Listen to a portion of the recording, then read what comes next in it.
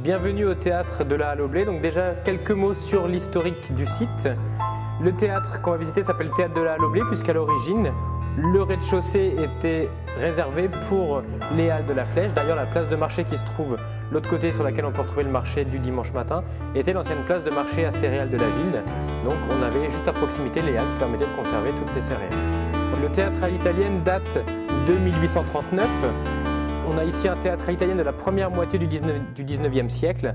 Des théâtres à l'italienne en France, de cette partie-ci, il n'en reste que 7 en France. Donc le plus connu est le théâtre des Bouffes à Paris. On peut aussi ajouter à celui de la Flèche les théâtres de Châtellerault, Colmar, Chambéry, Saint-Omer et celui de Rennes. D'où la nécessité de restaurer ce théâtre, puisque voilà, donc ça reste dans les derniers vestiges des théâtres à l'italienne du début du 19e siècle. Différentes caractéristiques des théâtres à l'italienne, on va déjà avoir le parterre, l'inclinaison du parterre, mais surtout la forme elliptique, on a aussi en fer à cheval du théâtre, l'utilisation des trompe-l'œil, etc. sont d'autres caractéristiques du théâtre. Le théâtre de la Flèche, donc théâtre de la Halle au Blé, on peut retrouver aussi différents noms, puisque les Fléchois l'appellent le Petit Théâtre, et les journalistes en 1839, lors du premier spectacle, l'avaient appelé la Bonbonnière. Nous voici donc dans le parterre du théâtre, donc théâtre de la Halle au Blé qui peut accueillir jusqu'à 135 personnes, environ 90 places dans le parterre et une vingtaine de places à chaque balcon. Au niveau des décors, comme on disait tout à l'heure, le théâtre est divisé sur 2 étages.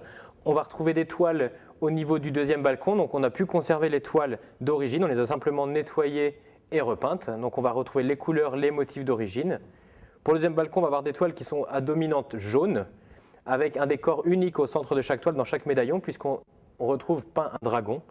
Donc dragon qui est peint dans différentes positions, histoire de creuser l'espace et de renforcer le côté elliptique du théâtre. C'est un petit peu différent pour les toiles du 1er balcon, puisqu'on va retrouver des toiles plutôt à dominante verte. Et sur chaque médaillon, on va jouer sur les différentes allégories du théâtre, puisqu'on va retrouver les allégories de la musique et les allégories du théâtre. Par exemple, pour commencer ici, on peut voir au centre le collier qui va être accessoire de l'acteur, donc on est bien dans les allégories du théâtre. Ensuite, on va avoir le corps, donc le corps instrument de musique, et ensuite on alterne. Théâtre, musique, le masque pour le théâtre, les trompes pour la musique, etc., etc. Donc au niveau des couleurs, avant les restaurations, donc avant les travaux de 1999, le théâtre et les papiers peints étaient à dominante rouge. La coupole, elle aussi, a été modifiée puisqu'on avait une coupole à dominante bleue. Et on ajoute à cela du vert et du jaune pour les toiles. On avait très peu d'harmonie au niveau couleur. Donc quand on a fait les restaurations, on a essayé de retrouver les couleurs d'origine. Donc on a enlevé les différentes couches de papier qui étaient posées, donc la couche rouge qu'on a enlevée, etc. Et en retrouvant la première couche de papier, on s'est aperçu que le théâtre à l'origine était à dominante verte. Un vert un peu plus homogène que celui qu'on a aujourd'hui, mais on retrouve bien le vert. Les toiles sont vertes, donc on suppose qu'à l'origine, le théâtre est vert. Donc c'est le choix qui a été fait de refaire ce théâtre en vert un petit peu adouci avec pas mal de nuances bleutées au niveau des végétaux, au niveau du rideau et aussi au niveau de la coupole. Donc ça pose quelques problèmes au niveau de la conscience, puisque normalement le vert, c'est une couleur qui porte malheur, qui est tabou dans les théâtres. On trouvera très peu de théâtre vert, très peu d'acteurs en vert. Superstition qui perdure aujourd'hui, puisqu'aujourd'hui, voilà, très peu d'acteurs osent jouer en vert, même aujourd'hui. Donc il y a plusieurs petites anecdotes et plusieurs explications pour le vert.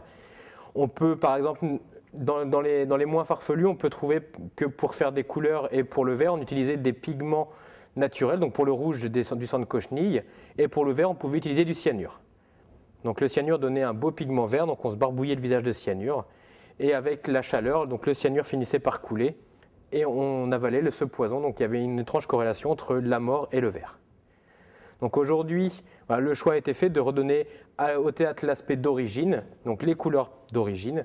Et ensuite, pour harmoniser toutes les couleurs, on va refaire notre rideau à dominante vert bleuté, comme on le peut voir ici. On va même refaire le garnissage des fauteuils en vert.